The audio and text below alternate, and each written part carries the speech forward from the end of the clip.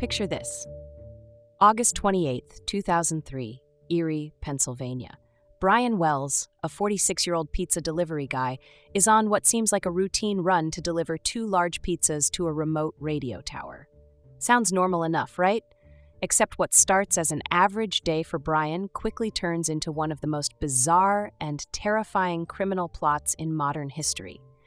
The call for the pizza order had come in from an address miles outside of town at a location most people wouldn't even know existed. When Brian arrived, he stepped out of his car, pizzas in hand, only to find himself ambushed. A group of people confronted him, and within moments, they locked a metal collar around his neck. A collar that wasn't just an accessory, it was a bomb. That's right, a live ticking bomb. The group handed Brian a series of notes with detailed instructions telling him this was no ordinary situation. They ordered him to rob the PNC Bank in Erie, collect $250,000, and follow a scavenger hunt to complete tasks that would supposedly remove the collar.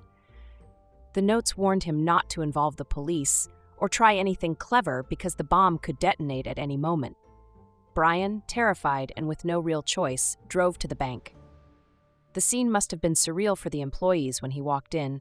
Collar bomb around his neck, holding the demand note. It wasn't just a robbery, it was a ticking clock. The note demanded an outrageous $250,000, but the bank only had $8,702 on hand.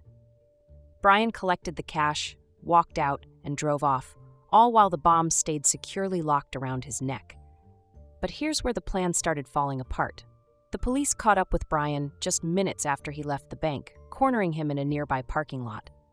As he sat on the ground, surrounded by officers, he begged them to help, insisting he was forced into the robbery and had no idea how to remove the bomb.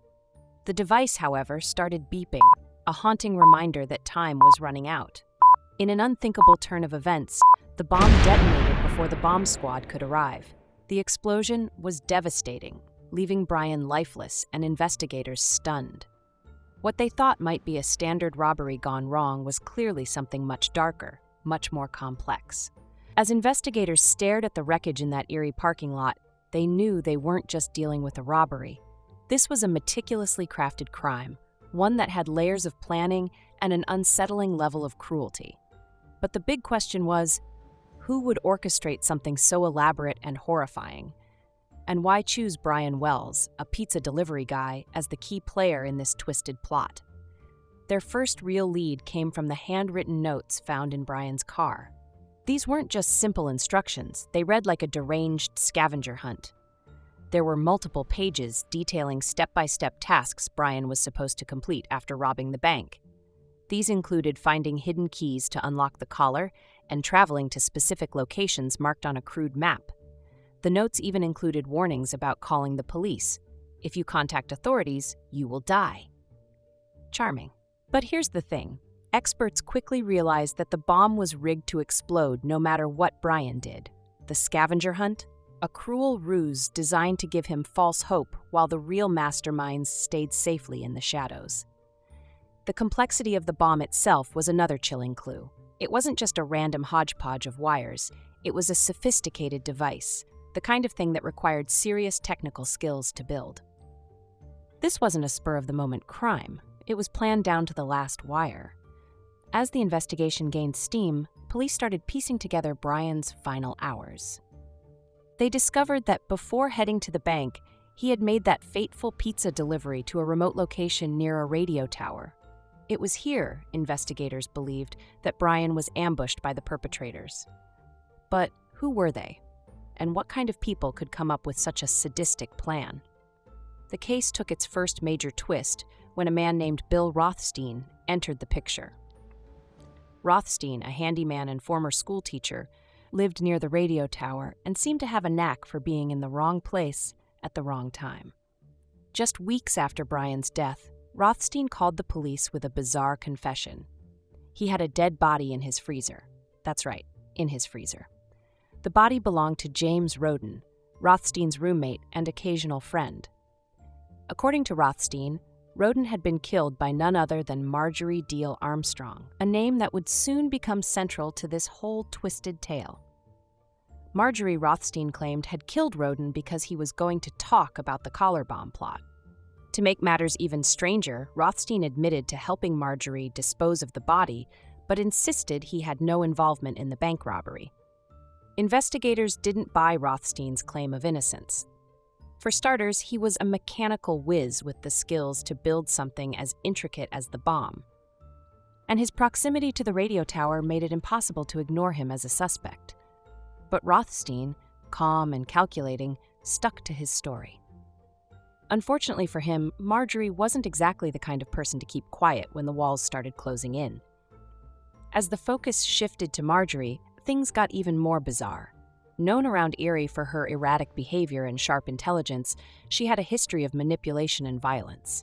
By the time investigators connected her to the case, they realized they weren't dealing with just one mastermind. They were dealing with a whole crew of people with enough dysfunction to fill a true crime anthology. With Marjorie Diehl-Armstrong in the spotlight, the FBI knew they were onto something big. She wasn't just a person of interest. She was the linchpin of a criminal conspiracy so convoluted it made bank robbery look like child's play. Marjorie had a reputation in Erie, and it wasn't the good kind. She was highly intelligent, but equally unstable, a dangerous combination. Her past included multiple arrests and a murder conviction for ending the life of a former boyfriend, a crime she had claimed was self-defense.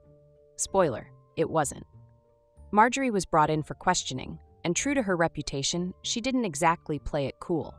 She accused the FBI of framing her, blamed her co-conspirators for dragging her into their nonsense, and ranted about everything from local politics to conspiracy theories. But even in her wild denials, Marjorie dropped enough hints to confirm what investigators already suspected. She was at the center of this twisted plot. The break in the case came when Kenneth Barnes, a local drug dealer and one of Marjorie's close associates, decided to talk. Barnes wasn't exactly a criminal genius, but he had a knack for remembering details. And those details painted a damning picture. According to Barnes, Marjorie had masterminded the collar bomb heist as a way to get quick cash to pay off her mounting debts. She'd promised Barnes a cut of the loot in exchange for his help, and he'd agreed to assist in the planning. But here's where it gets even darker. Barnes claimed that Brian Wells wasn't just a random victim.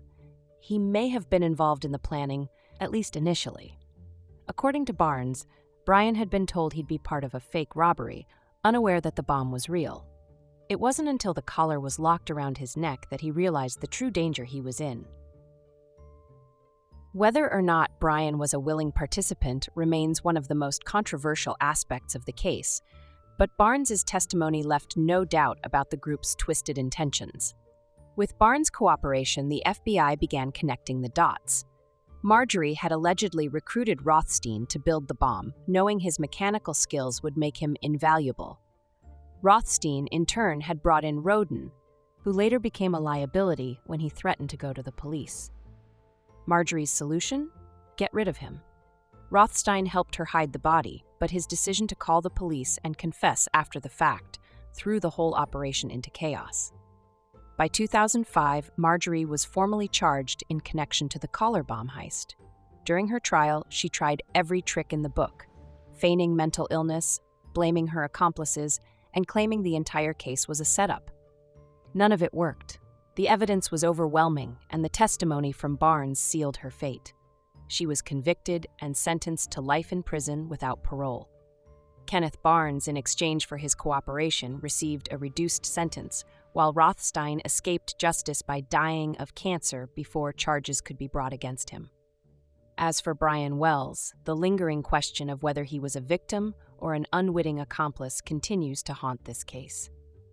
The FBI ultimately concluded that Brian was forced into the robbery, but doubts remain among investigators and the public. The collar bomb heist stands as one of the most bizarre and horrifying crimes in modern history, a twisted tale of greed, manipulation, and cruelty that defies belief. It left a trail of destruction in its wake, from Brian Wells' tragic death to the shattered lives of everyone involved. And yet, the story remains a grim reminder of just how far some people will go for money, power, or simply the thrill of chaos. Thanks for tuning into Talescape. Don't forget to like, comment, and subscribe for more stories that prove truth is always stranger than fiction.